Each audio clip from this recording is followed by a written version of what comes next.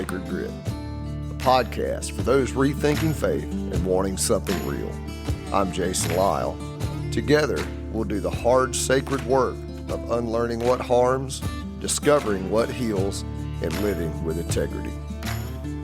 Today, you will learn how to interrupt old reactions and choose a grounded, loving response, why daily practices are essential for training your inner strength, and how owning your response leads to peace, clarity, and spiritual growth. Today's episode is brought to you by Chuck Swinson and Chick-fil-A Griffin. Hey everybody, welcome back to the Sacred Grit podcast. So we talked Sunday about responsibility, or your ability to respond, and we talked about taking responsibility for your life. So today I want to talk a little bit about how we can do that. So it's on Gritty Wednesday, and Gritty Wednesday is all about getting in the grit of it and making it happen. So here's kind of what here's what I kind of think about when I think about responsibility. I used to think that I was just wired in a specific way. And so I had this impulsive thing. So just let me give you some examples. I may decide on any given day of the week, like I want a new truck. And then I would just start to obsess over wanting a new truck. And then next thing you know, I'm going to buy a new truck. And I can't tell you how many times I drove out of the parking lot of the dealership just wishing I would not have bought that new truck. You know, I just had buyer's remorse immediately. Maybe it was a new bow or a new gun, or I may take up golf and just go spend $1,000 on golf clubs, or maybe it was a new fling, or getting some excitement from talking to a particular female, or whatever. And so I was just reacting to this stimuli, and I didn't know this at the time, but and I'll cover this later on in the podcast. But I was responding to what I now know is that scientifically is a nervous system response. That nervous system response was basically, and I don't want to make an excuse for my behaviors, and I'll unpack this in later episodes, but adoption trauma, so pre-verbal trauma. And so I had this reaction. I would have a inner impulse, and so that would be some sort of a discomfort, and I really didn't know what that was. So, I mean, if somebody would have asked me, does your adoption bother you? I would have said absolutely not, but I still had all these behaviors. It wasn't until those behaviors really caused me some painful circumstances that I had to stop and get really curious about what's going on in there. And so it had to get bad enough so that, I could want to heal. So what I've learned through that, and through, learning how to control my nervous system, is that getting honest about where I am is how I determine how I will respond or react to the world. So my ability to respond to my circumstances is based off my ability to hold space for just a moment. So my impulses come under control. The difference between reaction and response is reaction is an action based off of inner stimuli. Response is an action based off an inner knowing. And I'll get into that here in just a minute when I get to the practice part. So I want you to think about that though. If I act based upon a stimuli, so that could be wanting a cigarette, a drug, click on porn, whatever that might be, I'm acting off that stimuli mindlessly, right? So I have an impulse, a thought, an action, bam, bam, bam. Those three things happen. And then I do the thing before I even realize I'm actually doing the thing. I have started to create havoc in my life. But if I have a stimuli and I'm able to stop and go, wait a minute, I'm going to weigh that against who I want to be. And that's a big part of this, right? Is knowing the man that I want to be. And once I know who that is, I can actually start to see that I already am that man in this moment. So I can start to believe in who I am as a man and make my decisions based off that platform. But I'm getting a little bit ahead of myself, because here's the thing. All of us have this, and it's, and I'm not blaming this on technology. I think technology is a beautiful thing, but we live in a world to where we are so reactive. We have Google, we have social media, we have AI, and we're taught, we don't really have to think that much anymore. We can get information so fast, but at the same time, if that information requires a response, we have to be lightning fast. So the world is not really teaching us how to slow down. The world is teaching us how to speed up. And I think about this, and when I take men out into the woods and everything just slows down, they don't have cell service. They're not, inundated by work stuff. They're just able to, and they'll say, "Oh my God, it feels so good." They'll sleep late, sometimes 10 or 11 hours in the tent, and just they'll get up and go, "My God, I feel so good." And it's just because life is slowed down.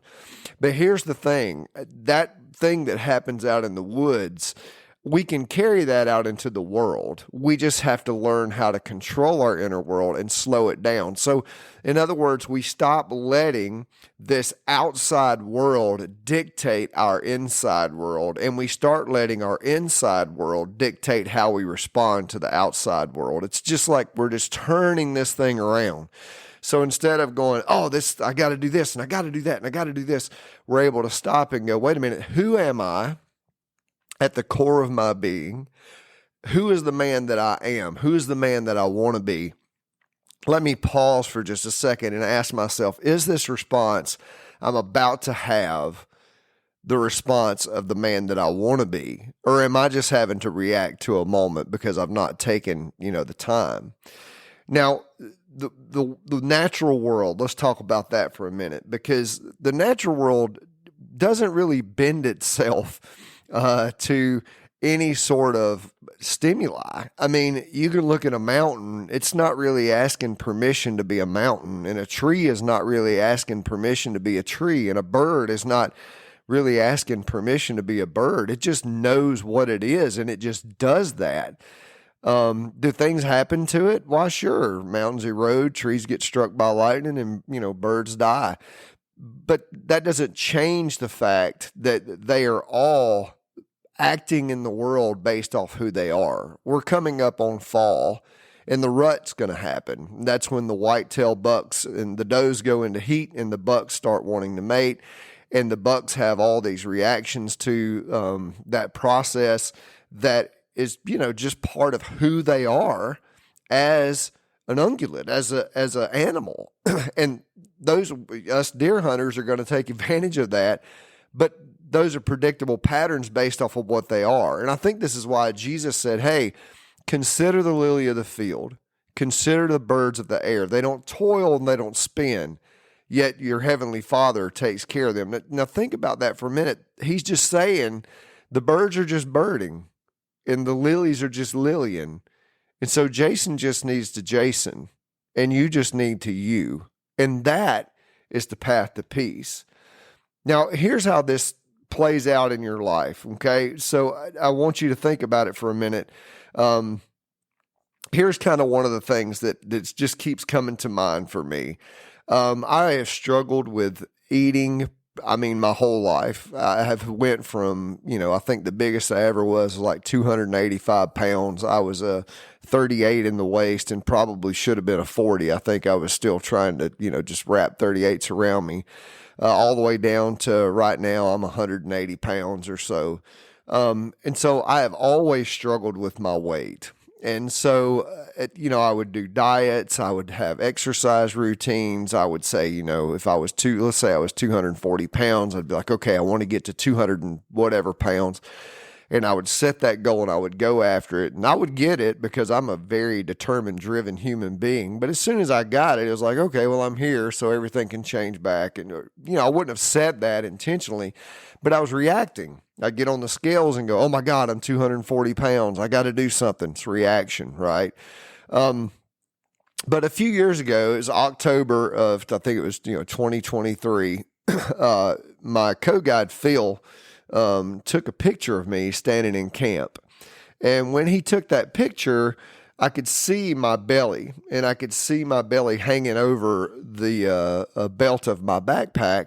And I just looked at that picture, and I was not, hard or critical of the picture. I thought, that body just does not look loved. And so I made some decisions in that moment. And one of those decisions was I'm going to fast 2 days a week. And so every Monday and every Thursday, I fast. So I eat dinner on Sunday night and don't eat dinner again until Monday night. And then I eat dinner on Wednesday night and don't eat dinner again until Thursday night. That's actually not true. I break my fast at 3:00 on Mondays and Thursdays. And I usually go to the local coffee shop and have a wonderful honey pecan muffin. So that's actually what happens. But the reason why I do that, and this is where I want you to hone in, is because I make a decision when I wake up in the morning that impacts every other decision around food throughout the day. So I've already decided, so I have no more decisions to make. So when I get hungry and I have that inner impulse in my brain, I can go, I've already decided I'm not going to eat. And what I'm doing, I'm training my body to listen to my brain. And I'm training my brain to react to my body. So I'm creating my ability to respond to hunger. Now, the way that plays out, in other areas of my life is when I feel these natural primal urges, I can go, wait a minute, what is that? And even when it's not Monday or Thursday, it might be a random Saturday. And I might go, oh man, I want to go get, whatever, ice cream. Well, I can stop for a minute and go, oh wait, is that really what I want? Or do I just think that's what I want? Am I really hungry? Because I have trained my brain how to speak to my body and vice versa. But now listen to me. The only way you can do this is it has to be intentional. It has to be an intentional. So if you want to respond better, you got to train that response like a muscle. And I'm going to give you a few things to just try. First of all, your morning intention, right? If you sit down in the morning and you just say, what is mine to own today or to not own today? What am I responding to today? Maybe you're going into a hard meeting or a hard conversation. And you do that by going, and this is such deep work, guys. And, it's what Sacred Grit is all about. It's helping you get to the bottom of who you truly are. So I'm making some assumptions here that you're working on that. But if you've uncovered that, you can go, who am I and how do I want to respond? What is mine to own today? And then maybe somewhere in the middle of the day, you just stop, maybe you even set a timer at lunch or so, and you just think for a minute, where have I been triggered today and how have I responded and what's true and what's loving, what's true to myself and what's loving to myself. So maybe you're starting out your morning going, okay, who do I want to be today? And then you're deciding to be that person. And then you set an alarm for lunch where you just stop. 1 minute is all it takes. And you say, what's true and what's loving? Where have I been true to myself and where have I been loving toward myself? And then in the evening, maybe you just sit down with your journal for, set a timer for 5 minutes and say, where did I respond well and where did I react? Then you can calibrate and adjust and then, go at it the next day. Because listen, you're not going to get it perfect. That's not the point. The point is that you're practicing. And Sacred Grit lives in the reps. Sacred Grit lives in doing things over and over and over and over and over. So, so just imagine a world where more men did this and they paused instead of exploding. What if more men were to respond in truth instead of ego? What if we don't run from discomfort, but we learn how to breathe through it and choose what is right? This is Sacred Grit. This is where healing begins for you, your relationships, and the world, is learning how to control your response. All right, guys, I hope this has been of some help to you. This coming Sunday will be Sacred Sunday, and we're going to start talking a little bit about who you truly are, who you truly are. So I hope you'll tune back in with me on Sunday to start that journey of talking about who you truly are. Also, there is a men's retreat coming up October 17th through 19th. Registration will be up soon. You could contact me at jason.lyle@thesacredgrit.com. That's jason.lyle@thesacredgrit.com. and I can send you the information. The registration link should be up hopefully one day this week. I appreciate you guys. And this episode is also brought to you by my good friend David Dodd at Edward Jones in McDonough, Georgia. Now, David is licensed in all states. I think it's the 48 states of the continental U.S. And so David can take care of your retirement needs, your investment needs. Listen, not only is David a good investor, David's just a good dude. And if any of you know David, you've been around him, you know that he just loves people. He runs an organization that has a run club for kids in probably a little bit more underprivileged areas where he works with those kids and mentors them.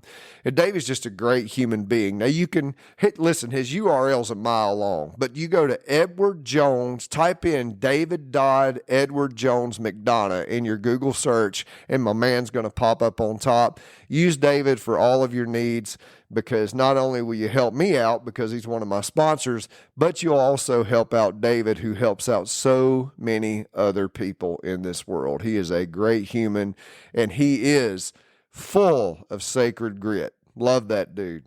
All right, guys, y'all have a great week. Thank you.